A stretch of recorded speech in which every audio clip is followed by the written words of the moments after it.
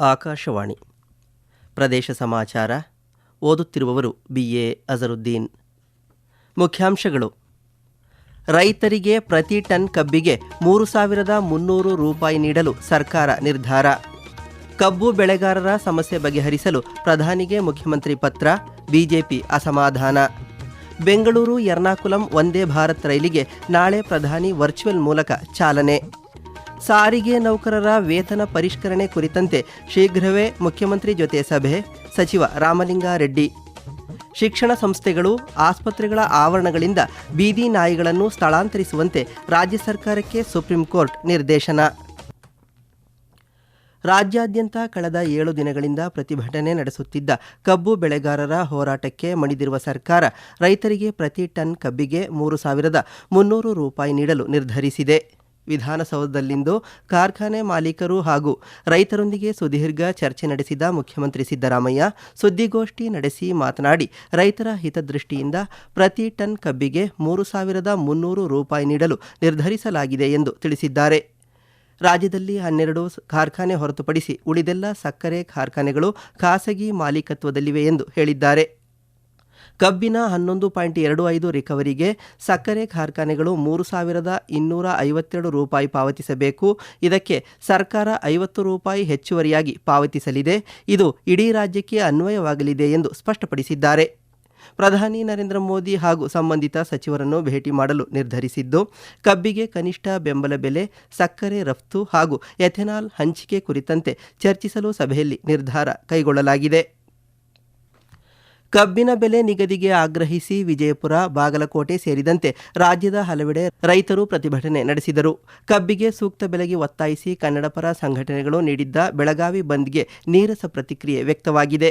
ಕನ್ನಡಪರ ಕಾರ್ಯಕರ್ತರು ಟೈರ್ಗಳಿಗೆ ಬೆಂಕಿ ಹಚ್ಚಿ ಪ್ರತಿಭಟನೆಗೆ ಮುಂದಾದಾಗ ಪೊಲೀಸರು ಕಾರ್ಯಕರ್ತರನ್ನು ವಶಕ್ಕೆ ಪಡೆದರು. ಇನ್ನೊಂದೆಡೆ ಬಾಗಲಕೋಟೆ ಜಿಲ್ಲೆಯಲ್ಲಿ ಕಬ್ಬಿಗೆ ಪ್ರತಿ ಟನ್ಗೆ 3,500 ರೂಪಾಯಿ ಬೆಲೆ ನೀಡಬೇಕೆಂದು ಆಗ್ರಹಿಸಿ ರೈತರು ಪ್ರತಿಭಟನೆ ನಡೆಸಿದರು. ಕಬ್ಬು ಬೆಳೆಗಾರರಿಗೆ ನೆರವಾಗುವ ನಿರ್ಧಾರ ತೆಗೆದುಕೊಳ್ಳುವಂತೆ ಸರ್ಕಾರಕ್ಕೆ ಬಿಜೆಪಿ ರಾಜ್ಯಾಧ್ಯಕ್ಷ BY ವಿಜಯೇಂದ್ರ ಸಲಹೆ ನೀಡಿದ್ದಾರೆ. ಬೆಂಗಳೂರಿನಲ್ಲಿಂದು ಸುದ್ದಿಗಾರರೊಂದಿಗೆ ಮಾತನಾಡಿದ ಅವರು, ಕಬ್ಬು ಅರೆಯುವ 2 ತಿಂಗಳ ಮೊದಲೇ ರೈತರು ಹಾಗೂ ಕಾರ್ಖಾನೆ ಮಾಲೀಕರ ಸಂಧಾನ ಸಭೆ ನಡೆಸಬೇಕಿತ್ತು ಎಂದು ತಿಳಿಸಿದ್ದಾರೆ. ಸಮಸ್ಯೆ ಉಲ್ಬಣಿಸಿದ ಮೇಲೆ ಪ್ರಧಾನಿಯವರಿಗೆ ಪತ್ರ ಬರೆದು ಕೇಂದ್ರ ಸರ್ಕಾರವನ್ನು ದೂರುವ ಯತ್ನ ಮಾಡಲಾಗುತ್ತಿದೆ ಎಂದು ಆರೋಪಿಸಿದ್ದಾರೆ. ಇನ್ನೊಂದೆಡೆ ಕೇಂದ್ರ ಸಚಿವ ಪ್ರಹ್ಲಾದ್ ಜೋಶಿ ಸಾಮಾಜಿಕ ಜಾಲತಾಣದಲ್ಲಿ ಟ್ವೀಟ್ ಮಾಡಿ, ಮುಖ್ಯಮಂತ್ರಿ ಸಿದ್ದರಾಮಯ್ಯ ಕಬ್ಬು ಬೆಳೆಗಾರರ ಸಮಸ್ಯೆ ಆಲಿಸುವಲ್ಲಿ ವಿಫಲರಾಗಿದ್ದಾರೆ ಎಂದು ಆರೋಪಿಸಿದ್ದಾರೆ.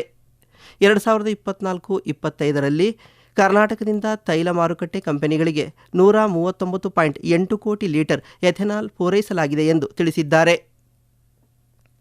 ಕಬ್ಬು ಬೆಳೆಗಾರರ ವಿಚಾರದಲ್ಲಿ ರಾಜ್ಯ ಸರ್ಕಾರ ಜಾಣ ಕುರುಡುತನ ತೋರಿಸುತ್ತಿದೆ ಎಂದು ಕೇಂದ್ರ ರೈಲ್ವೆ ಖಾತೆ ರಾಜ್ಯ ಸಚಿವ ವಿ ಸೋಮಣ್ಣ ಆರೋಪಿಸಿದ್ದಾರೆ.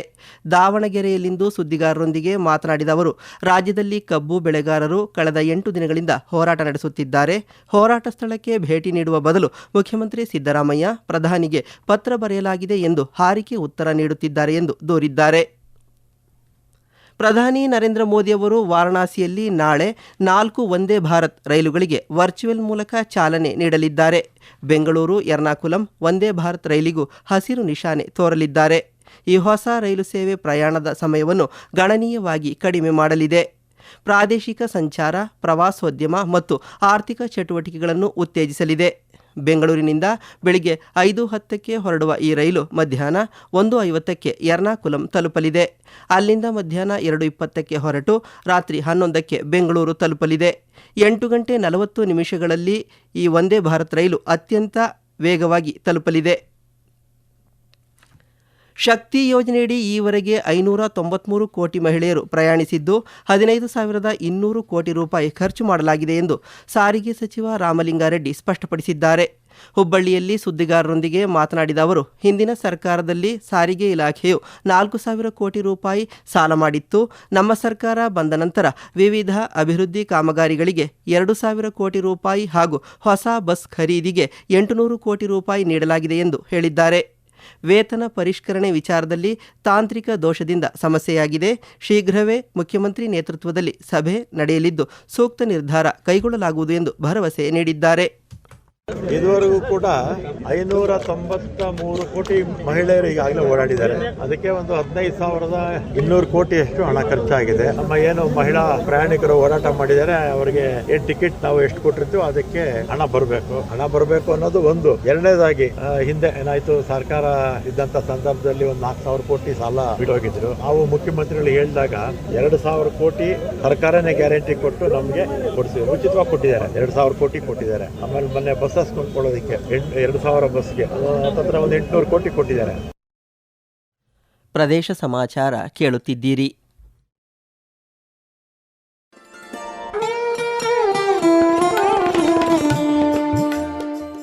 ಆಕಾಶವಾಣಿ ಸುದ್ದಿ ವಿಭಾಗದಿಂದ ಪ್ರದೇಶ ಸಮಾಚಾರವನ್ನು ಪ್ರತಿದಿನ ಬೆಳಿಗ್ಗೆ 7:05, ಮಧ್ಯಾಹ್ನ 12 ಮತ್ತು 2:30 ಹಾಗೂ ಸಂಜೆ 6:40ಕ್ಕೆ, ರಾಷ್ಟ್ರೀಯ ವಾರ್ತೆಗಳನ್ನು ಬೆಳಿಗ್ಗೆ 7:35, ಮಧ್ಯಾಹ್ನ 1:10 ಹಾಗೂ ಸಂಜೆ 7:35ಕ್ಕೆ ಪ್ರಸಾರ ಮಾಡಲಾಗುತ್ತದೆ. ಈ ಎಲ್ಲಾ ವಾರ್ತೆಗಳನ್ನು ನಮ್ಮ ಯೂಟ್ಯೂಬ್ ಖಾತೆ ಆಕಾಶವಾಣಿ ನ್ಯೂಸ್ ಕನ್ನಡ, ಫೇಸ್ಬುಕ್ ಖಾತೆ ಆಕಾಶವಾಣಿ ವಾರ್ತೆ ಕನ್ನಡ ಇದರಲ್ಲಿ ಆಲಿಸಬಹುದು. ನಿಖರ ಮತ್ತು ವಿಶ್ವಾಸಾರ್ಹ ಸುದ್ದಿಗಳಿಗಾಗಿ ಕೇಳಿ ಆಕಾಶವಾಣಿ ವಾರ್ತೆ.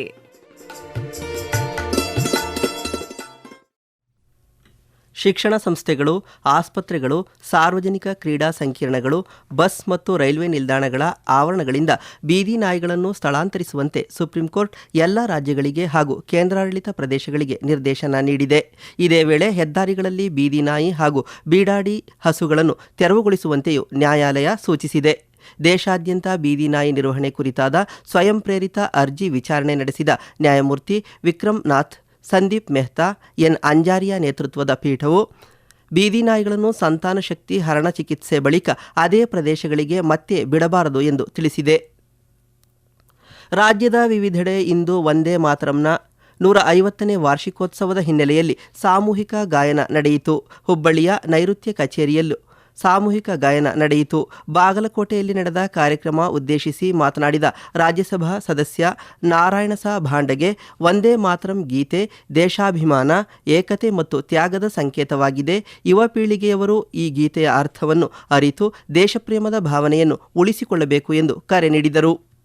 ದೇಶದ ಅಪ್ರತಿಮ ಸ್ವಾತಂತ್ರ್ಯ ಹೋರಾಟಗಾರ ಬಂಕಿಂಚಂದ್ರ ಚಟರ್ಜಿಯವರು ರಚಿಸಿದ ವಂದೇ ಮಾತರಂ ಗೀತ ಗಾಯನಕ್ಕೆ 150 ವರ್ಷಗಳು ತುಂಬಿದ ಪ್ರಯುಕ್ತ ಗದಗ ನಗರದ ತೋಂಟದಾರ್ಯ ಮಠದ ಬಳಿ ವಿಶೇಷ ಕಾರ್ಯಕ್ರಮ ಜರುಗಿತು.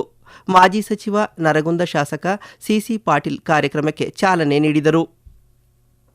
ಧಾರವಾಡದಲ್ಲಿ ನಡೆದ ರಾಜ್ಯಮಟ್ಟದ ಪುರುಷರ ಲಾನ್ ಟೆನ್ನಿಸ್ ಪಂದ್ಯಾವಳಿಯನ್ನು ಕಾರ್ಮಿಕ ಸಚಿವ ಸಂತೋಷ್ ಲಾಡ್ ಉದ್ಘಾಟಿಸಿದರು.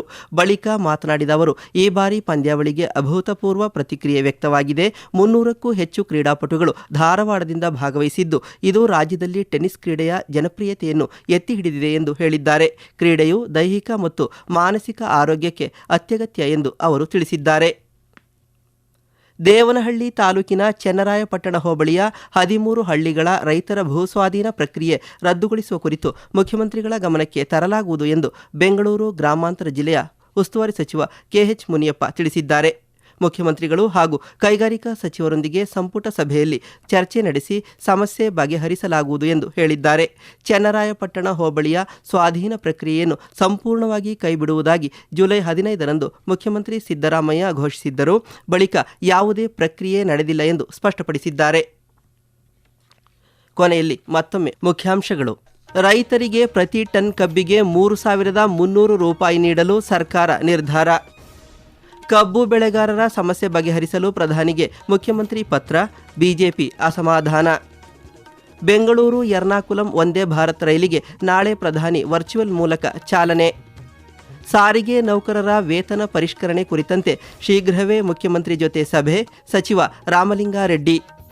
ಶಿಕ್ಷಣ ಸಂಸ್ಥೆಗಳು, ಆಸ್ಪತ್ರೆಗಳ ಆವರಣಗಳಿಂದ ಬೀದಿ ನಾಯಿಗಳನ್ನು ಸ್ಥಳಾಂತರಿಸುವಂತೆ ರಾಜ್ಯ ಸರ್ಕಾರಕ್ಕೆ ಸುಪ್ರೀಂ ಕೋರ್ಟ್ ನಿರ್ದೇಶನ. ಇಲ್ಲಿಗೆ ಪ್ರದೇಶ ಸಮಾಚಾರ ಮುಗಿಯಿತು.